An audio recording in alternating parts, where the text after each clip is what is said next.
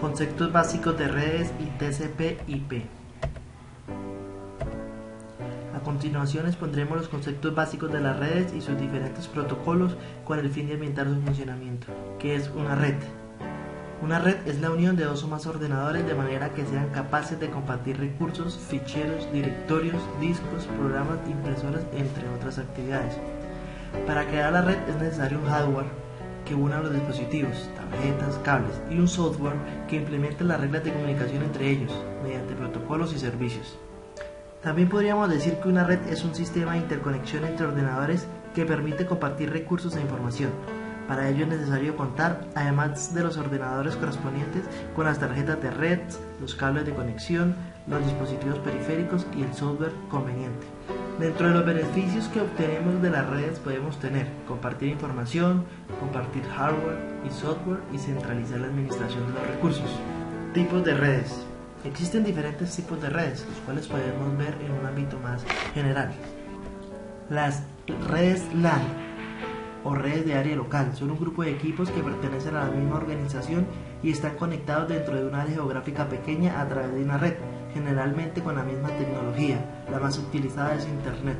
Su extensión oscila entre 10 metros y 4 kilómetros. La velocidad de transferencia de datos de una red de área local puede alcanzar hasta 10 megabytes por segundo, por ejemplo en una red de Internet, y 1 gigabyte por segundo, por ejemplo en una gigabyte de Internet. Su velocidad varía dependiendo del medio y el número de usuarios. Una red de área local puede contener 100 o incluso 1000 usuarios. Las redes LAN pueden ser autónomas en su administración, su información es privada, están en el mismo lugar, pueden alcanzar altas velocidades, grandes o pequeñas, punto a punto o cliente servidor, de acuerdo a su topología.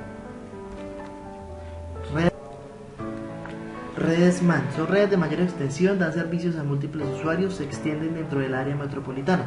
Se conocen como redes de área metropolitana, son la unión de dos o más redes LAN. Son típicas de empresas y organizaciones que poseen distintas oficinas ubicadas en la misma área metropolitana. Su área aproximada es de 10 kilómetros. Necesitan dispositivos de interconexión como routers, con medios de conexión de alta velocidad como fibra óptica, microondas, antenas. Requieren de un proveedor de servicios para hacer el enlace en las diferentes sucursales. Pueden ser públicas o privadas. Deben ofrecer alta seguridad en los datos compartidos. Cuentan con servidores y sistemas operativos especiales. Redes WAN o red de área extensa son redes de gran extensión, dan servicio a múltiples usuarios, atraviesan incluso países. Un ejemplo de red es la Internet. Conectan entre sí varias LAN, atravesando importantes distancias geográficas, del orden del tamaño de un país o de un continente. La velocidad disponible de una WAN varía según el costo de las conexiones, que aumenta con la distancia, y esta puede ser baja. Las WAN funcionan con routers, que pueden elegir la ruta más apropiada que tomarán los datos para llegar a una nodo de red. Estas redes pueden ser públicas o privadas, requieren de un proveedor de servicio público como Tecnomes, Ethernet, EPM, entre otras, para hacer el enlace entre las diferentes sucursales o redes. Las redes WAN requieren de un proveedor de servicios para hacer el enlace entre las diferentes sucursales. Pueden ser públicas o privadas. Deben ofrecer alta seguridad en los datos compartidos. Cuentan con servidores y sistemas operativos especiales. Las redes WAN están vinculadas mediante routadores. Su tamaño puede ser desde 10.000 kilómetros en adelante. Su información está elaborada en lenguajes especiales basados en HTML y puede ser leído por diferentes browsers o navegadores. Redes VPN o redes virtuales privadas son conocidas como intranet. Son redes de gran extensión donde los usuarios aprovechan los recursos de Internet utilizando medidas de seguridad para establecer conexiones de red.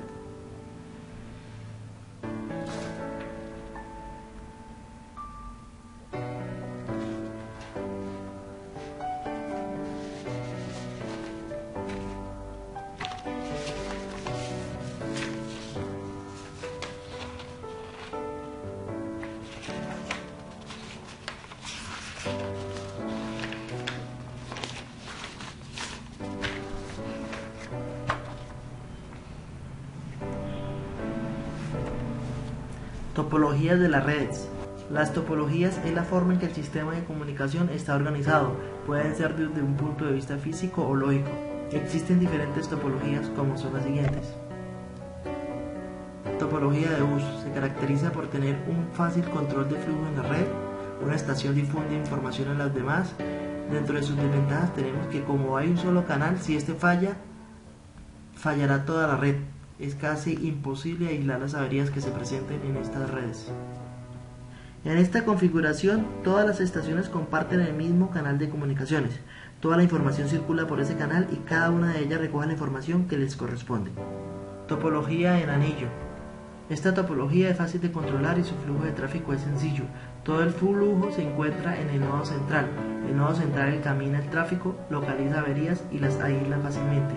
Dentro de las desventajas que tenemos son las saturaciones y los problemas si llegara a haber una avería en el nodo central. En esta configuración todas las estaciones están conectadas entre sí formando un anillo, de forma que cada estación solo tiene contacto directo con otras dos. En las primeras redes de este tipo de datos se movían en una única dirección, de manera que toda la información tenía que pasar por todas las estaciones hasta llegar al destino donde se quedaba. Las redes más modernas disponen de dos canales y transmiten en direcciones diferentes por cada uno de ellos. Este tipo de redes permite aumentar o disminuir el número de estaciones sin dificultad, pero a medida que aumenta el flujo de información será menor la velocidad de respuesta de red. Tipología en estrella. Esta forma de configuración es una de las más antiguas. Todas las estaciones están conectadas directamente al servidor y todas las comunicaciones se han de hacer necesariamente a través de él. Permite incrementar y disminuir fácilmente el número de estaciones. Si se produce un fallo en una de ellas, no repercutirá en el funcionamiento general de la red, pero si se produce un fallo en el servidor, la red completa se vendrá abajo. Tiene un tiempo de respuesta rápido en las comunicaciones de las estaciones con el servidor y lenta en las comunicaciones entre las distintas estaciones de trabajo. No es muy conveniente para grandes instalaciones y su costo es caro debido a la gran cantidad de cableado y a la complejidad de la tecnología que se necesitan para el servidor. Topología en árbol. La topología en árbol es similar a la topología en estrella extendida, salvo que no tiene un nodo central. Dentro de las desventajas, si se viene abajo el segmento principal, todo el segmento se viene abajo, es de más difícil configuración.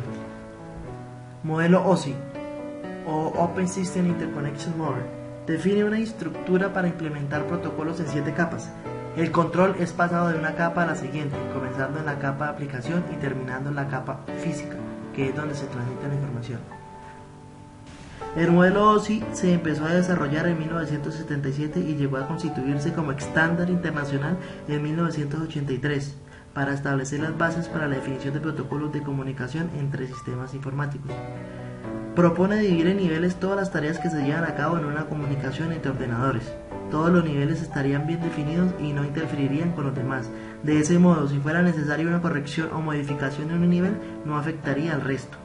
En total, se formarían 7 niveles. Los 4 primeros tendrían funciones de comunicación y los 3 restantes del proceso. Cada uno de los 7 niveles dispondría de los protocolos específicos para el control de dicho nivel. Dentro de los niveles tenemos nivel 1 o capa física, nivel 2 o capa de enlace de datos, nivel 3 o capa de red, nivel 4 o capa de transporte, nivel 5 o capa de sección, nivel 6 o capa de presentación y últimamente nivel 7 o capa de aplicación. Protocolo. Un protocolo es un conjunto de reglas en cierto formato que se usa para transmitir datos entre dos o más dispositivos. Determina lo siguiente: tipo de chequeo de error a ser usado, tipo de comprensión, como se indicará que se ha terminado de enviar un mensaje por el dispositivo transmisor, como el dispositivo receptor indica que el mensaje ha sido recibido. Existe una gran variedad de estándares, cada uno con sus ventajas y desventajas inherentes. Por ejemplo, unos son más robustos, otros más rápidos, así sucesivamente. Desde el punto de vista del usuario, el único aspecto importante es saber que el protocolo soporta a su equipo para saber si es posible la comunicación con otras partes. Protocolos de redes TCP/IP. TCP es un protocolo asegurado y orientado a la conexión. Se encarga de que el caudal de datos llegue completo y ordenado hasta la computadora remota. ICMP es un protocolo que se encarga de transmitir errores y de controlar las computadoras que intercambian datos. En Internet, el protocolo IP es un protocolo de nivel de red del OSI. Permite a las aplicaciones ejecutarse de forma transparente sobre las redes interconectadas. De esta forma, las aplicaciones no necesitan conocer qué hardware están utilizando y por lo tanto la misma aplicación puede ejecutarse en cualquier arquitectura de red. El TCP o protocolo de control de transmisión es un protocolo de nivel de transporte de OSI. Asegura que los datos sean entregados que lo que se recibe corresponda con lo que se envió y que los paquetes sean reensamblados en el orden que fueron enviados.